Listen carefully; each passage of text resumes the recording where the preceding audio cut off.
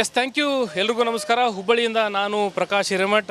ಹುಬ್ಬಳ್ಳಿ ಧಾರವಾಡ ಅವಳಿ ನಗರದ ಸಾರ್ವಜನಿಕರಿಗೆ ಅನುಕೂಲ ಆಗಬೇಕು ಅಂತಕ್ಕಂಥ ಒಂದು ದಶೆಯಿಂದ ದೇವೋದ್ದೇಶದಿಂದ ಸ್ಮಾರ್ಟ್ ಸಿಟಿ ಯೋಜನೆಯಡಿ ಬಹುದೊಡ್ಡ ಯೋಜನೆಯನ್ನು ಏನು ಜಾರಿಗೆ ತಂದಿತ್ತು, ಆ ಯೋಜನೆ ಸಂಪೂರ್ಣವಾಗಿ ಏನು ಹಳ್ಳ ಹಿಡಿದಿರ್ತಕ್ಕಂಥದ್ದು. ಅದು ಯಾವ ಯೋಜನೆ ಅಂದರೆ ಬೈಸಿಕಲ್ ಯೋಜನೆ. ದೃಶ್ಯದಲ್ಲಿ ತಾವು ಗಮನಿಸ್ತಾ ಇರ್ಬೋದು.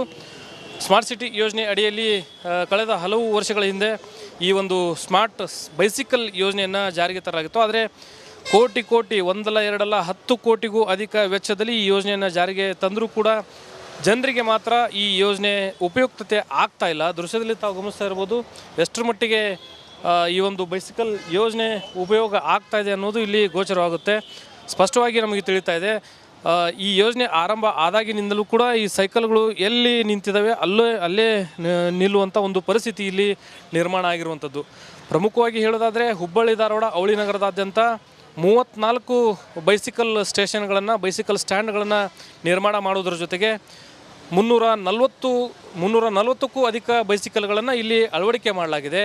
ಪ್ರತಿಯೊಬ್ಬರಿಗೂ ಕೂಡ ಸಾರ್ವಜನಿಕರಿಗಿರ್ಬೋದು, ವಿದ್ಯಾರ್ಥಿಗಳಿಗಿರ್ಬೋದು ಈ ಸೈಕಲ್ಗಳು ಅನುಕೂಲ ಆಗಬೇಕು, ಉಪಯುಕ್ತತೆ ಆಗಬೇಕು, ಇವುಗಳನ್ನು ಪ್ರತಿನಿತ್ಯವೂ ರನ್ ಮಾಡಬೇಕು ಅಂತಕ್ಕಂಥ ಒಂದು ಧ್ಯೇಯೋದ್ದೇಶವನ್ನು ಇಟ್ಕೊಳ್ಳಲಾಗಿತ್ತು. ಆದರೆ 10 ಕೋಟಿಗೂ ಅಧಿಕ ವೆಚ್ಚದಲ್ಲಿ ಈ ಯೋಜನೆ ಜಾರಿಗೆ ತಂದರೂ ಕೂಡ ಅಧಿಕಾರಿಗಳು ಈ ಯೋಜನೆಯನ್ನು ಜನರಿಗೆ ತಲುಪಿಸುವಂಥ ನಿಟ್ಟಿನಲ್ಲಿ ಸಂಪೂರ್ಣವಾಗಿ ವಿಫಲ ಆಗಿದ್ದಾರೆ ಅನ್ನೋದು ಇಲ್ಲಿ ಸ್ಪಷ್ಟವಾಗಿ ಗೋಚರವಾಗುತ್ತೆ. ಯಾಕಂದರೆ ಸಾರ್ವಜನಿಕ ವಲಯದಲ್ಲೂ ಕೂಡ ಸಂಪೂರ್ಣವಾಗಿ ಈ ಸ್ಮಾರ್ಟ್ ಸಿಟಿ ಅಧಿಕಾರಿಗಳ ವಿರುದ್ಧ, ಅದೇ ರೀತಿ ಪಾಲಿಕೆ ಅಧಿಕಾರಿಗಳ ವಿರುದ್ಧ ಆಕ್ರೋಶ ವ್ಯಕ್ತವಾಗ್ತಾ ಇರುವಂಥದ್ದು. ದೃಶ್ಯದಲ್ಲಿ ತಾವು ಗಮನಿಸ್ಬೋದು. ಈ ರೀತಿ ಸ್ಮಾರ್ಟ್ ಸೈಕಲ್ ಏನಿದೆ, ಈ ವ್ಯವಸ್ಥೆ ಎಷ್ಟರ ಮಟ್ಟಿಗೆ ಅಧೋಗತಿಗೆ ಹೋಗಿದೆ ಅನ್ನೋದು ಇಲ್ಲಿ ನಮಗೆ ತಿಳಿಯುತ್ತೆ. ಯಾಕಂದರೆ ಈ ಒಂದು ಮಷಿನ್ ಏನಿದೆ ಇಲ್ಲಿ ಪ್ರತಿಯೊಬ್ಬರಿಗೂ ಸ್ಮಾರ್ಟ್ ಕಾರ್ಡ್ ವ್ಯವಸ್ಥೆಯನ್ನು ಮಾಡುವ ಮೂಲಕ ಇಲ್ಲಿ ಅವುಗಳನ್ನು ಸೆನ್ಸಾರ್ ಮೂಲಕ ಅವು ಯಾವ ರೀತಿ ಕೆಲಸ ಮಾಡಬೇಕಾಗಿತ್ತು, ಆದರೆ ಅವೆಲ್ಲವೂ ಕೂಡ ತುಕ್ಕು ಹಿಡಿಯುವಂಥ ಒಂದು ಪರಿಸ್ಥಿತಿಗೆ ಬಂದು ತಲುಪಿರ್ತಕ್ಕಂಥದ್ದು.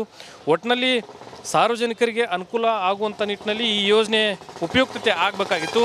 ಆದರೆ ಅಧಿಕಾರಿಗಳ ಒಂದು ಇಚ್ಛಾಶಕ್ತಿ ಕೊರತೆಯಿಂದ ಈ ಬೈಸಿಕಲ್ಗಳು ಬಳಕೆ ಆಗದೇ ಇರೋದು ನಿಜಕ್ಕೂ ಕೋಟಿ ಹಣವನ್ನು ಪೋಲು ಮಾಡಲಿಕ್ಕೆ ಈ ಯೋಜನೆಯನ್ನು ಜಾರಿಗೆ ತಂದ್ರ ಅಂತಕ್ಕಂಥ ಅನುಮಾನ ಈಗ ಮೂಡ್ತಾ ಇದೆ. ಒಟ್ಟಿನಲ್ಲಿ ಅಧಿಕಾರಿಗಳು ಸಾರ್ವಜನಿಕರಿಗೆ ತಿಳಿ ಹೇಳುವ ಮೂಲಕ, ಒಂದು ಸೂಚನೆಯನ್ನು ನೀಡುವ ಮೂಲಕ ಇವುಗಳನ್ನು, ಈ ಯೋಜನೆಯನ್ನು ಸದುಪಯೋಗ ಪಡಿಸಿಕೊಳ್ಳುವಂಥ ನಿಟ್ಟಿನಲ್ಲಿ ಸೂಚನೆಯನ್ನು ನೀಡಬೇಕಾಗಿರೋದು ಅವಶ್ಯಕ ಆಗಿದೆ.